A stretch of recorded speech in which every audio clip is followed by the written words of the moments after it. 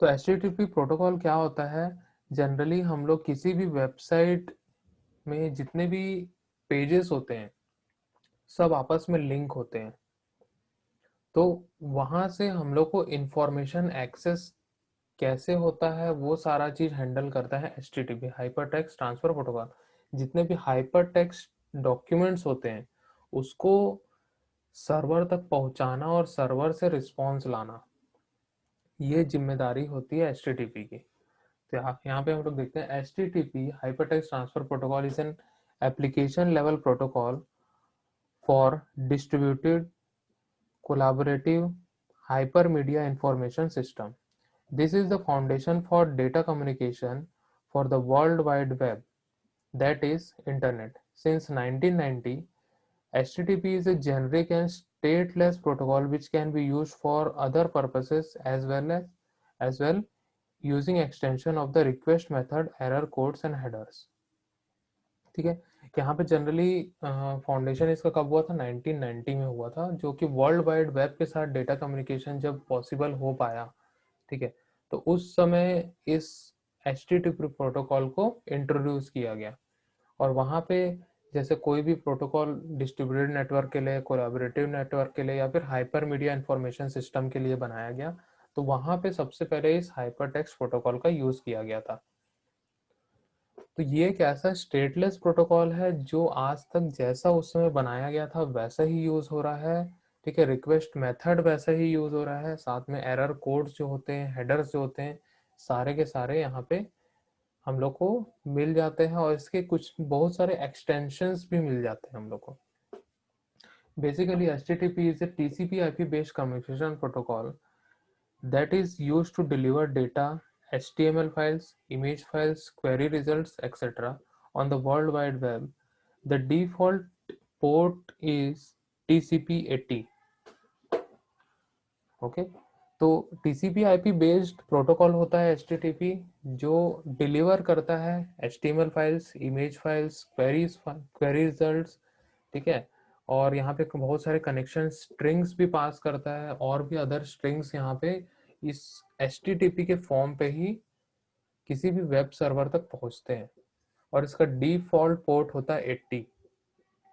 ठीक है, और हमेशा TCP/IP प्रोटोकॉल का ही यूज करता है जो HTTP है।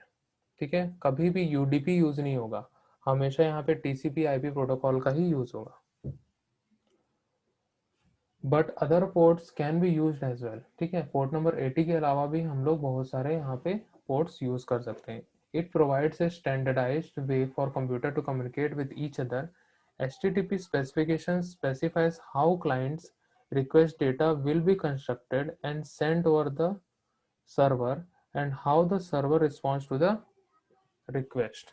ठीक है, HTTP जो होता है वो जनरली क्लाइंट्स के लिए होता है, और क्लाइंट जो हमारा, जैसे कि क्लाइंट जो है हमारा वेब ब्राउजर है, तो वेब ब्राउजर वो रिक्वेस्ट कैसे बनाएगा और कैसे उसको सेंड करेगा, मीन्स जो रिक्वेस्टेड डेटा है उसको कैसे कंस्ट्रक्ट करेगा और सेंड करेगा वेब सर्वर तक।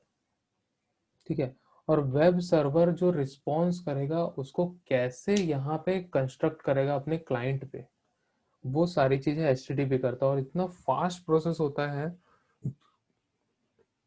जितनी हमारी कनेक्शन की स्पीड रहेगी उतना फास्ट ये प्रोसेस करेगा, और पूरा सारे चीज या तो पूरा पूरा कंप्लीट कर लेगा क्लाइंट साइड में, या तो जब रिस्पॉन्ड की बात आएगी तो पूरा वेब सर्वर से वो कंप्लीट होके वो यहाँ पे आता है।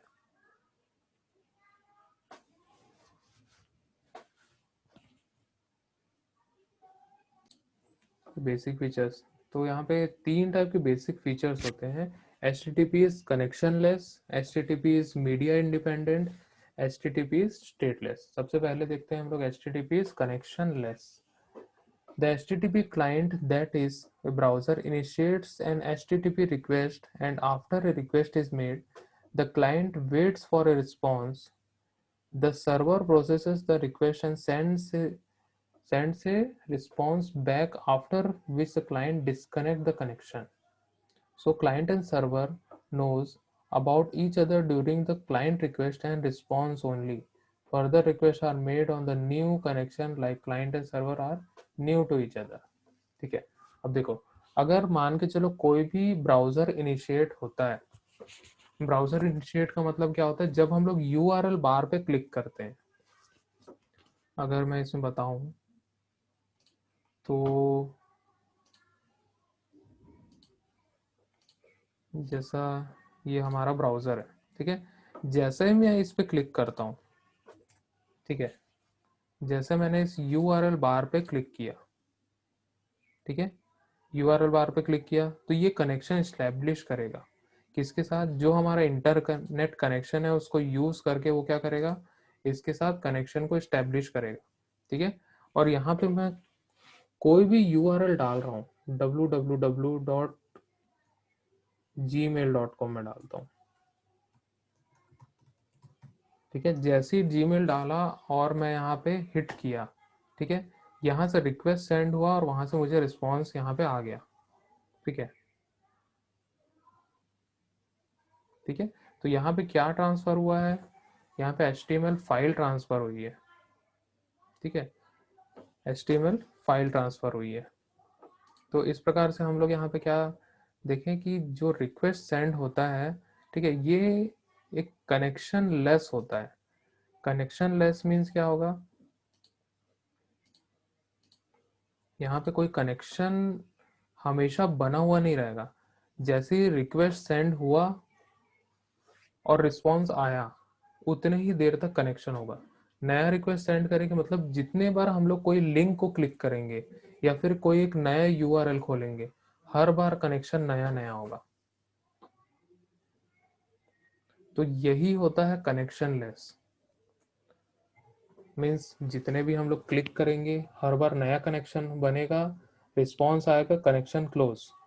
देन उस पर अगर कोई न्यू यूआरएल हम लोग खोल रहे हैं, कनेक्शन इस्टेब्लिश होगा, रिक्वेस्ट सेंड होगा, वहां से रिस्पॉन्स आएगा, कनेक्शन क्लोज हो जाएगा। ठीक है, तो यहाँ पे HTTP जो होता है हमेशा कनेक्शन लेस स्ट्रेटेजी को यूज करता है। नेक्स्ट आते हैं यहाँ पे HTTP is media independent. It means any type of data can be sent by HTTP as long as both the client and the server know how to handle the data content. It is required for the client as well as the server to specify the content type using appropriate MIME type। ठीक है, MIME भी हम लोग देखेंगे आगे क्या होता है। माइम जो एक प्रोटोकॉल होता है। ठीक है, तो यहाँ पे HTTP जो है मीडिया इंडिपेंडेंट होता है। हम लोग किसी भी तरह का फाइल सेंड कर सकते हैं, कोई भी एक्सटेंशन का हो, कोई भी फॉर्मेट का हो, हम लोग HTTP के माध्यम से हम लोग उसको सेंड कर सकते हैं, क्लाइंट से वेब सर्वर और वेब सर्वर से क्लाइंट तक। क्लाइंट जो हमारा वेब ब्राउज़र है, वेब ब्राउज़र से वेब सर्वर तक और वेब सर्वर से क्लाइंट तक। वो क्लाइंट को भी पता होता है कि उसको कैसे हैंडल किया जाना है। उस जो भी फाइल फॉर्मेट हमारा, PDF फॉर्मेट हो, ऑडियो फॉर्मेट हो, वीडियो फॉर्मेट हो, सब चीज़ उस क्लाइंट के अंदर अवेलेबल होता है। उसको प्रोसेस करता है, उसको या तो डिस्प्ले करना होगा या तो उसको सेंड करना होगा। सारा चीज़ ये क्लाइंट और वेब सर्वर दोनों के पास सारे एल्गोरिथम, सारी चीज़ें पहले से अवेलेबल होती है, तो उसको वो बेटर वे में वो उसको हैंडल कर सकता है। तो HTTP is a media independent, कोई भी मीडिया पे डिपेंड नहीं करता, वो हर फॉर्मेट को सपोर्ट करेगा। किसी भी टाइप का डेटा हम लोग सेंड कर सकते हैं और रिसीव कर सकते हैं। थर्ड आता है HTTP stateless. As mentioned above, HTTP is a connectionless and it is a direct result of HTTP being a stateless protocol. The server and client are aware of each other only during a current request. Afterwards, both of them forget about each other due to its nature of the protocol. Neither the client nor the browser can retain information between different requests across the web pages। ठीक है, ये एक ऐसा stateless protocol है जिसमें हम लोग, सबसे पहली बात तो यहाँ पे हम लोग कनेक्शन लेस प्रोटोकॉल का यूज कर रहे हैं, मींस कनेक्शन लेस स्ट्रेटेजी हम लोग यूज कर रहे हैं। कोई भी कनेक्शन तब तक ही होगा जब तक हम लोग को रिस्पॉन्स नहीं मिल जाता। जैसे रिस्पॉन्स मिला, 100% अगर रिस्पॉन्स आ गया है तो हम लोग का कनेक्शन वहीं पे क्लोज हो जाएगा। ठीक है, क्लाइंट और सर्वर एक दूसरे के बारे में तब तक जानेंगे जब तक वो रिक्वेस्ट को फुलफिल ना कर ले, मतलब पूरा का पूरा रिस्पॉन्स नहीं आया, उसके बाद दोनों का कनेक्शन खत्म, दोनों एकदम अलग अलग है। ठीक है, दोनों एक दूसरे के बारे में नहीं जानते हैं। ठीक है, तो ये जो नेचर है एक प्रोटोकॉल का, ठीक है, वो क्लाइंट और ब्राउज़र जो होगा दोनों के बीच में कोई भी इंफॉर्मेशन ऐसी नहीं होती है। मतलब मान के चलो आजकल के ब्राउज़र जो है वो हिस्ट्री मेंटेन करते हैं, लेकिन हिस्ट्री मेंटेन करना मीन्स वो यूआरएल कौन सा हमने खोला था और कौन कौन से लिंक पे गए थे हम लोग, वो उसी की हिस्ट्री रखता है। कनेक्शन कौन से सर्वर से इस्टेब्लिश हुआ था या फिर कितना ड्यूरेशन था उसका, वो सारी चीज़ें कोई मतलब की नहीं होती है। ठीक है, तो HTTP से स्टेटलेस प्रोटोकॉल। तो यहाँ पे हम लोग ने देखा बेसिक फीचर, 3 टाइप के फीचर होते हैं। HTTP is connectionless, HTTP is media independent, HTTP is stateless।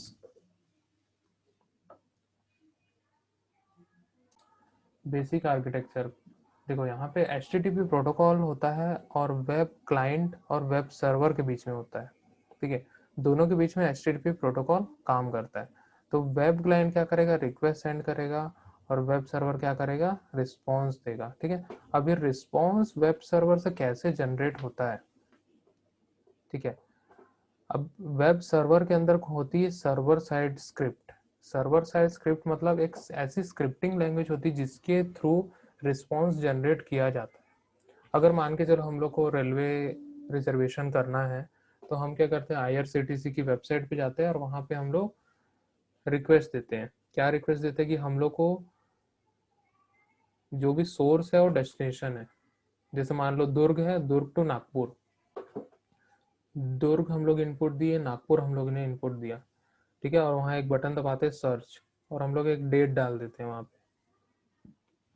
उस डेट के लिए जितनी ट्रेन अवेलेबल होगी वो हम लोग को दिख जाता है। तो यहाँ से हम लोग इनपुट में क्या दिए, सोर्स दे दिए और डेस्टिनेशन दे दिए और डेट हम लोग दे दिए। तो उस डेट पे जितनी भी ट्रेन होंगी वो हम लोग को डिस्प्ले करके देता है। हम लोग ने 2 इनपुट दिया, अब वो सर्वर साइड स्क्रिप्ट ने उसको प्रोसेस किया। ठीक है, सर्वर साइड स्क्रिप्ट जो होते हैं ऐसी स्क्रिप्ट होती है जो सर्वर पे एग्जीक्यूट होती है। ठीक है, लाइक प्रोग्रामिंग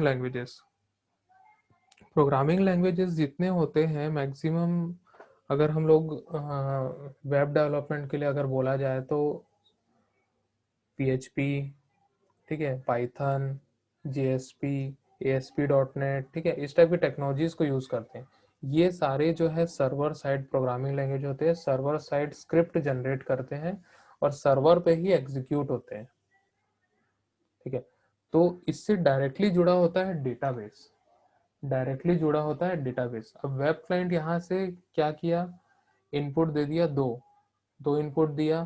ठीक है, कौन कौन से, सोर्स और डेस्टिनेशन। अब उस सोर्स और डेस्टिनेशन के अंदर वो डेटाबेस में चेक करेगा कि कितने ट्रेन अवेलेबल है, उतने ट्रेन अवेलेबल है, और वो यहाँ पे हम लोग को डिस्प्ले करके दिखा देगा, मतलब फैच करके ले आएगा वहां से डेटाबेस से। तो डेटाबेस से फैच कौन कर रहा है, डेटाबेस से फैच कर रहा है server side script. Server side script जो है वो डेटाबेस से फैच करेगा और वेब सर्वर उसको रिस्पॉन्स दे देगा वेब क्लाइंट को।